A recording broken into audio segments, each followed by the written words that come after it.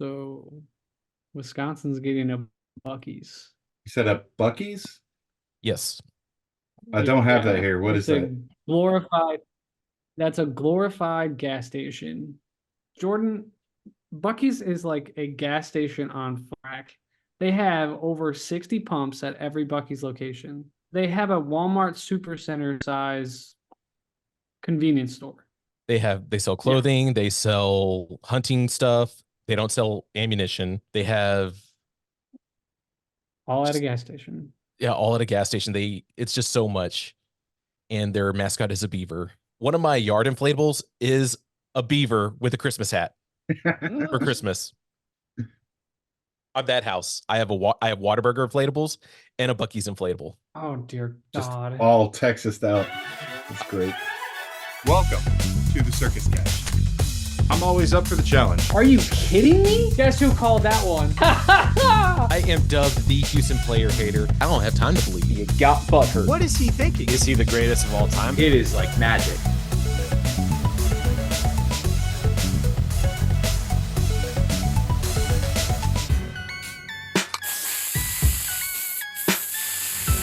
Last week I was feeling real good about my bracket. I had 14 of the 16 teams in the Sweet 16.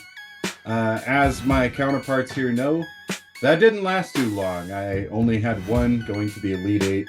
My bracket busted pretty quick. Our brackets are all completely done and gone for now. Fellas, sorry to start on such a melancholy note, but welcome to the show, and let's all cry together for a little bit. What's up, Jordan? I'm not ready to cry, Jordan. Not yet. We've got the Final Four in men's and the Final Four in women's. My bracket, obviously, my Iowa State pick didn't go too far. Illinois is out. Houston's out. We only got a couple people left who are able to go all the way. I'm gonna shout out my wife. She's got UConn taking it all. So, yeah, I think Austin has UConn as well. yep. So does my cousin Corey. So those are the only three guys that actually can. Well, there's one person had Purdue, if I'm not mistaken, as well. Yes, but it's still weird that they're at the bottom. Last Did place, they only? Yeah, 13th I out got of 13. I have to see. I have to see. Did you only just select your overall champion and you didn't pick anything else? I just need to double check that. By the way, guys, if you hear Jesse freezing up, it's because it's snowing really bad where he's at right now. So bear with us. The connection is not 100% right now. All right, guys. Well, let's talk about the actual weekends themselves outside of our misery of our brackets. These games, we had a lot of really good games, close games, a lot of upsets. Let's talk about what our favorite moments were from these past couple weeks. Yeah, we had quite a few close games, but we also had a lot of blowouts, unfortunately. I mean, just looking at the Elite Eight and Sweet 16, there was several games that were 20+ point blowouts, which is, I don't know, to me as an avid and like super March Madness fan, that's kind of disappointing, to be honest. But I'm gonna shout it out again. Let's go North Carolina State. This run is just insane. I know we talked about it already, Jordan, but it's still going, and I don't really see them beating Purdue, but man, what a story that would be if they can get to a national championship after being not even on the bubble going into the ACC tournament to potentially playing for a national championship. Yeah, as for me with the tourney so far, I think the biggest surprise was obviously Oakland taking out Kentucky in the first round. Pretty much destroyed a lot of brackets, but it was just one of those games where you're rooting for Cinderella to continue their run. Unfortunately, didn't get past the round of 32. And one of the other games that I enjoyed a lot, which had me more stressed than anything, was the Texas A&M and University of Houston matchup. Just that 3 as time expires to go to OT. It was a battle. That was, I think, one of the best games to the point for the round of 32 of the tournament so far. Yeah, it took the words right out of my mouth on that one. That was my favorite individual game so far, was that A&M versus Houston. What a game. And then also, like you said, Jesse, what a run by NC State. 5 straight wins to sneak into the tournament, and then 4 straight wins from there to make it to the Final Four. Tall task against Purdue. Purdue is a team, though, who has flopped the last couple years. So you never know. It could happen, but I think Purdue has the best player in the country on the men's side right now. So I'm not betting against Purdue right now. Going to be a heck of a matchup, though. And also Alabama making their first ever trip to the Final Four. Out of that, I knew the West region. Like I said, I had like a wild card pick with St. Mary's going to the Final Four. Obviously, Grand Canyon, kudos to them. But the West regional was just, it was the most chaotic in my opinion. Outside of the South, C and NC State get there as an 11, but it was a 4-6 matchup in the regional final. And both Alabama and Clemson with a shot to go to the Final Four for the first time in school history. You know, you're looking at Alabama, Clemson, you're expecting this to be a college football playoff national championship game. And they're playing on the hardwood. So, you know, take that for what it is. But, you know, both of those teams and that entire regional was pretty chaotic. So I'm with you guys, though. Houston A&M is probably the barn burner of the tournament so far, the best game. But then just really disappointing for Houston to just completely lay an egg against Duke. I mean, they scored 100 in overtime against A&M, but then they barely broke 50 in the Sweet 16 against Duke. So kind of disappointed on that end. And I feel for you, Jackson, because I had Houston going to the Final Four, but it just felt like it was a completely different team from what we saw against A&M. So in the women's bracket, we actually have two of the same schools that we have in the men's bracket, UConn and take a look at this, NC State in both the men's and the women's as well. So we got UConn, NC State, and then obviously we have Iowa who took down LSU on Monday, and South Carolina still on that undefeated run. North Carolina State, Connecticut, they're on opposite sides of the bracket.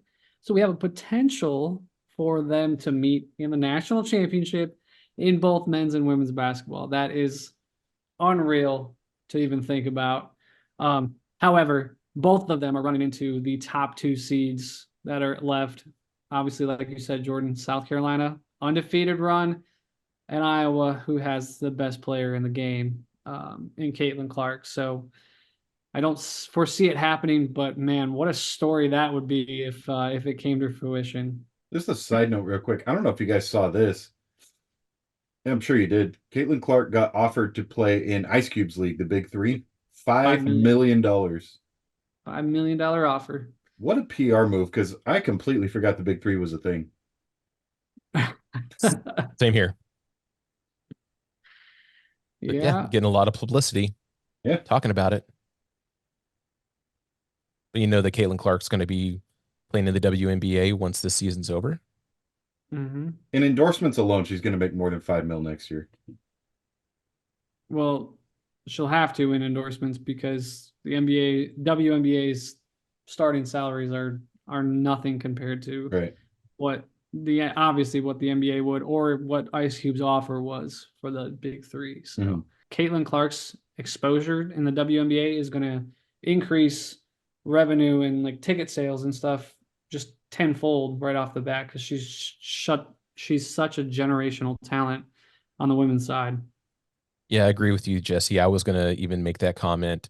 If she can continue with this momentum of the viewership that she's brought to the NCAA women's game and carry that into the WNBA, you're going to just continue to bring more fans. And once you have the fan base, once everything starts to grow, more money will come in, different TV rights, so on and so forth. But yes, she is going to get more money from endorsements, and she's made quite a good chunk of change with UIL or NIL. So yeah, she's going to get her money. She's going to get her money. Yep. Cool thing is too, she's got players who are either going to come in or not too far behind her that are already rivals with her competitively. Where you have who's she going up against next round? Paige Beckers, Mm-hmm. and then Angel Reese. Yep. And then you got Juju not too far behind that. So you've got a crop of competition that she is already seeing at the college level. And you see those stories getting into the news every single day. So Yeah, it's WNBA revenue, I agree, is only going to skyrocket from here.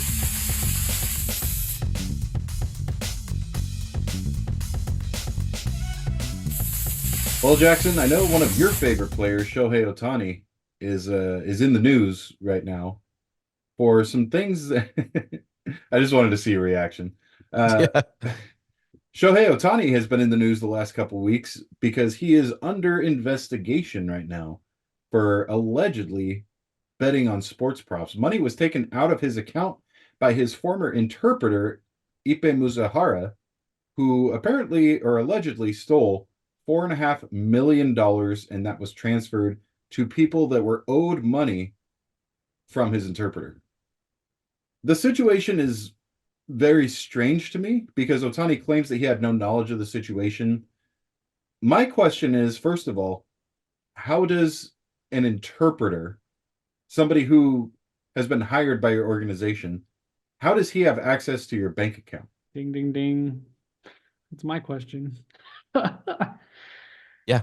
Jordan, much respect, but you're not getting any access to my bank account. It goes off of innocent until proven guilty, but the court of public opinion does think that there's more going on because whenever Ipe was getting interviewed by ESPN, he was confessing that he was the one who was placing the bets. And then the next, just later, Otani's PR team come out saying that no, this money was stolen from Shohei Ohtani. So everybody's stories aren't lining up, and no one's really pressing Ohtani with questions because he just had the press conference back whenever they were in LA finishing up spring training. And he said that he had no knowledge of this going on. He is working with Major League Baseball for the investigation, and that's still ongoing. We haven't had any news. There's been very little news that's happened since the press conference. Just wondering how long it's going to be till we get more results, because it feels like this story is kind of getting swept under the rug right now. A lot of things happen with Major League Baseball. Let's just ignore it. And now that we're in the regular season, we can focus more on the games, and that'll won't be a distraction. MLB has for so long been looking for a new face, right? I think the closest thing we had recently was probably somebody like Buster Posey. They've been trying to make it Mike Trout for the longest time. He's with an organization that doesn't win. They tried to make it other guys, and they have, on the field or off the field issues as well. Aaron Judge might have been the closest thing now. But once they found out Shohei was going to the Dodgers, a major market team, a team that was willing to spend all this money and has a worldwide fan base, that's your darling, right? And then all of a sudden, as soon as they make him the darling, this situation erupts. So it's a bad look for Major League Baseball. And so, in my opinion, that's why it hasn't been talked about so much, or that's why they're not releasing anything as much, because they still want to keep him as the face of the league, which he already kind of was with the Angels, but definitely more so now that he's a Dodger. He's the unicorn. He's like the next chosen one. And out of anything, you're just hoping that whatever happens, you don't want any type of bad publicity coming to your face of the league. And it's like, why does it have to be Shohei? Why do we have to have this much going on with Shohei? Too late. But yeah, exactly. Too late. Too late. Well, then here's the next question. What would a potential punishment be if, and I'm saying if, because innocent until proven guilty, right? Yep. If they find that he had some part in this. Because we look at the precedent, who is Pete Rose, obviously, banned from Major League Baseball, not getting into the Hall of Fame unless something majorly drastic happens with the MLB Hall of Fame voters, which is a complete travesty in and of itself. He, of course, should be in the Hall of Fame. But that's your precedent you set. Could we see a lifetime ban on Shohei Ohtani? Is that within the realm of possibility? If Pete Rose is banned from baseball for what he did, then there's no reason Shohei shouldn't be in the face of being guilty. Obviously, we'll preface, obviously, we've said it before, innocent until proven guilty. But I don't think there's a shadow of a doubt that there is at least he has some involvement in this. But that being said, there has to be, if Shohei gets away with it or whatever, then Pete Rose needs to be reinstated and he needs to be in the Hall of Fame. He's one of the greatest hitters of all time. You know, if you want to put the face on Shohei, then you have to do the same for Pete Rose. So, you know, they're both in similar veins, that same type of scandal, at least to an extent. So the punishment needs to be at least in the same realm. The Astros, whenever they had their scandal, Rob Manfred gave them immunity to confess, and they didn't get any suspensions. And that's what made a lot of fans angry at the situation, because Rob Manfred granted the Astros players immunity. AJ Hinch was fired. Now there could be something like, Shohei, I'm going to grant you immunity. There could be that, because we know how much we all love Rob Manfred. And this is all speculation. But we know that he will grant some sort of immunity because Shohei is the face of Major League Baseball right now. Okay, guys, let's get into the rest of baseball because the season did officially start.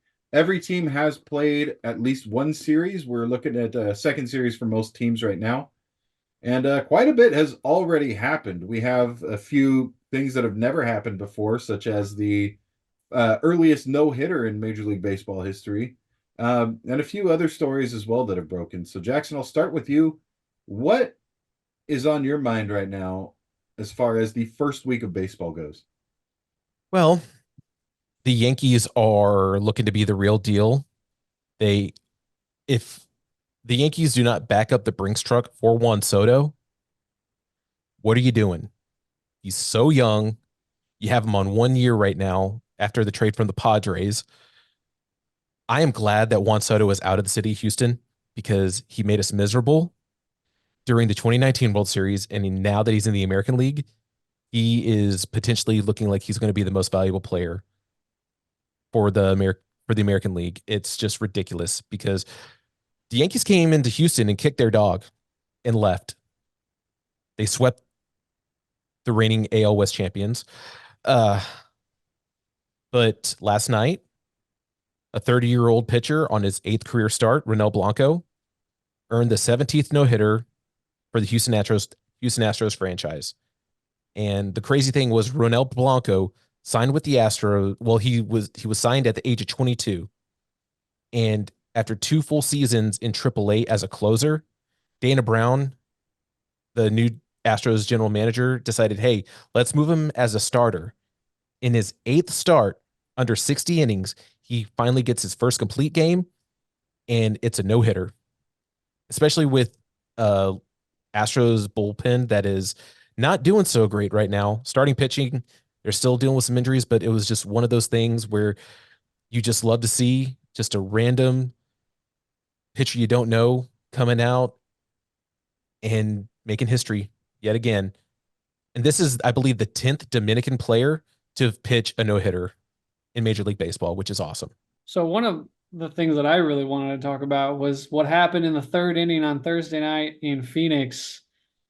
I mean, we all know Arizona was the defending national champs. They're I don't know if it was considered an upset or anything. But man, 14 runs in the 3rd inning against Colorado on Thursday night, most by any team on opening day since 1900. They didn't hit a single home run in that entire inning. And at one point, Diamondbacks pitcher Zach Gallen joked around with the rest of the team and was like, hey, I want to play too, man. And so I find that crazy. Then they ended up taking 3 out of 4 from Colorado too to start the season. So, kudos to them. I'm happy the Brewers, they're 4-0 right now. So definitely an exciting start to the season. Yeah, I think that there are 4 teams that are still undefeated. Obviously, no one ever goes undefeated in baseball. You have the Detroit Tigers, who have been a surprise. You think that they were a little ahead of schedule right now. Yankees actually taking the AL East right now. They're 5-0. Then you have, as Jesse was saying, the Brewers and the Pirates with a 5-0 start. That's really surprising right now. It helps when you get the Marlins to start the year. That's true. And the Marlins are winless. But Same as not the to, Mets. not to take anything away from the Pirates. Great start. Hey, at least the Athletics got a win. Yes, we did. Yes, we have yet to be swept this year, as of right now. Wow. Dang. Let's see. We play the Okay. Red Sox today, so let's get either a win either today or tomorrow, and we can keep that streak going. That stings. Because we got mauled yesterday. But we all know the A's are not going to be competitive. So if the jokes are there, whatever. I already know.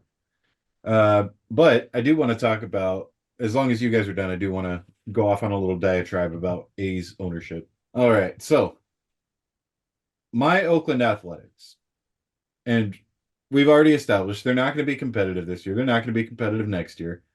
They are one of the worst teams in the league. They have one of the worst farm systems in the league.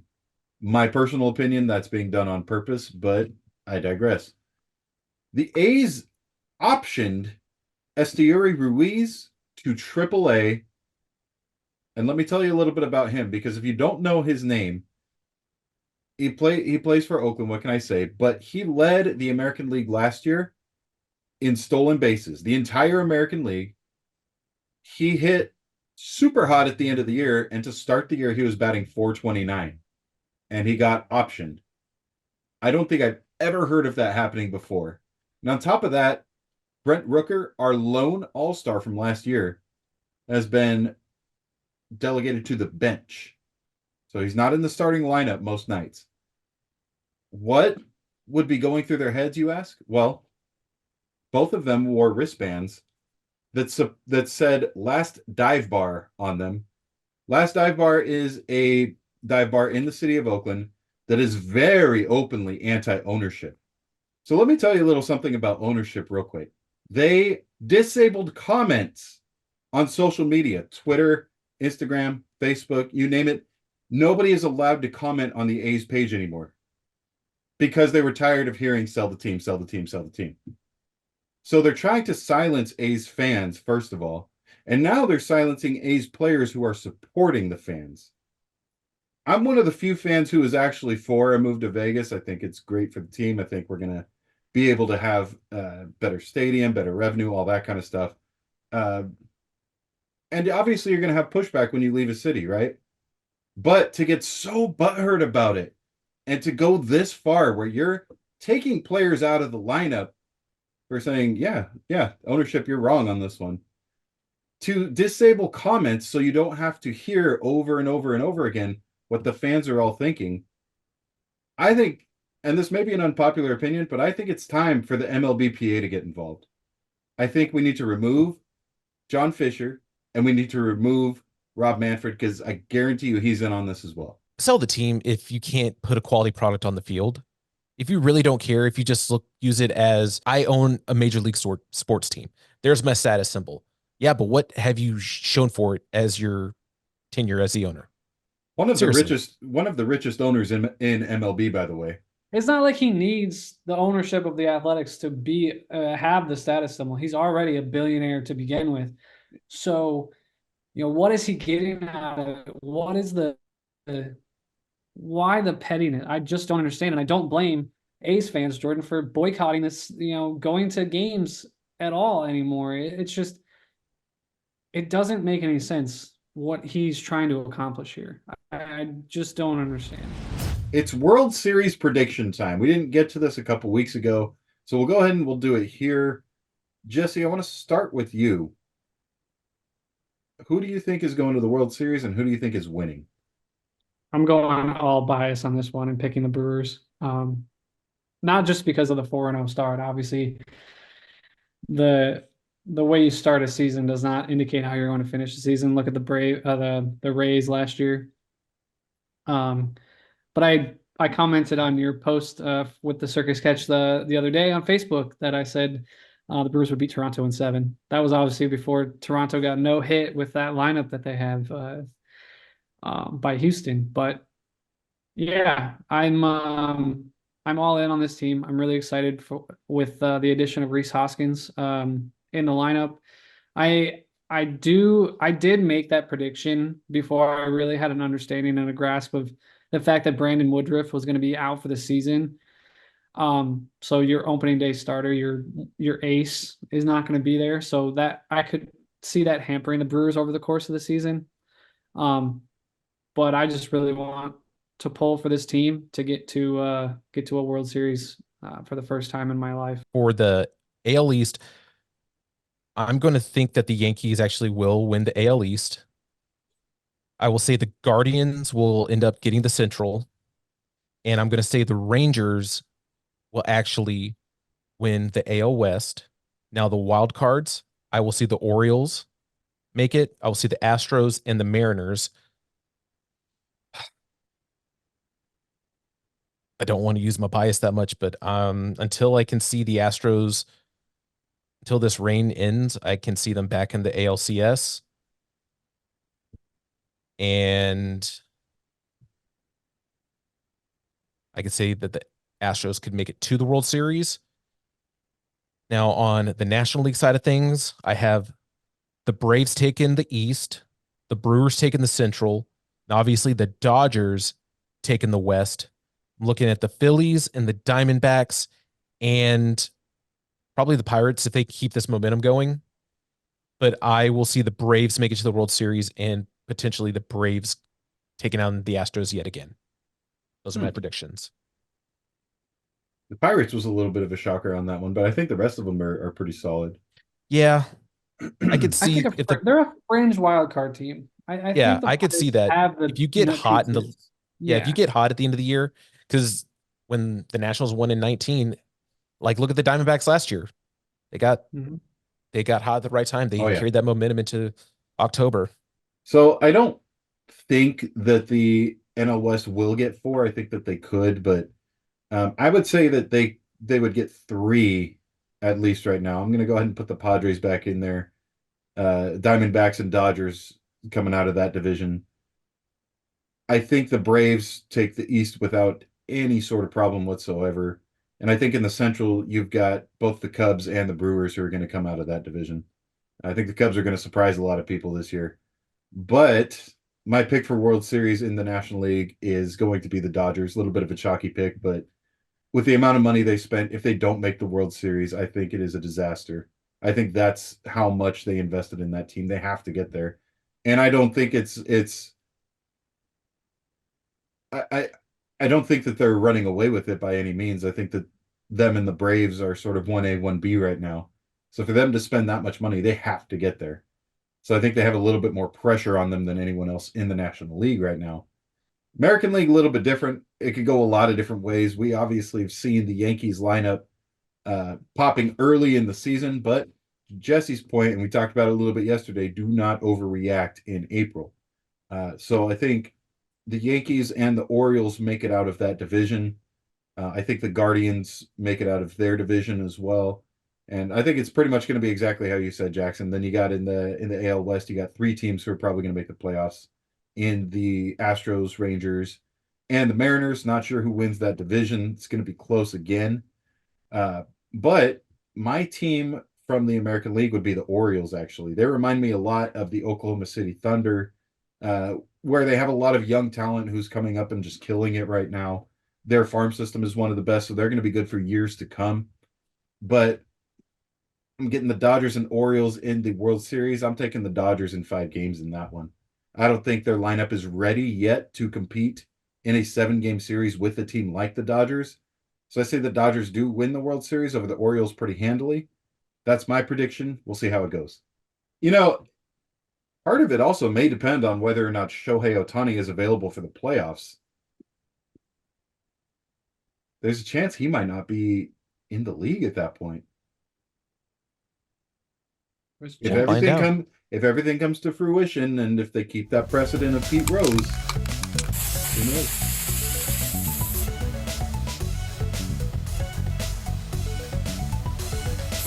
All right, guys. Well, let's go ahead and sign off. It's great to see you, folks. I hope you guys come back next week, where we will talk national championship. Miss you, Austin. See if we can get you back on here soon. Austin, I swear to God, we've been recording on Tuesdays. Do not argue that point with me, Austin. Well, from from Wisconsin and Texas out to California, we'll see you guys next week. Sayonara. Adios. Can you do the Jeopardy sound just once? Do.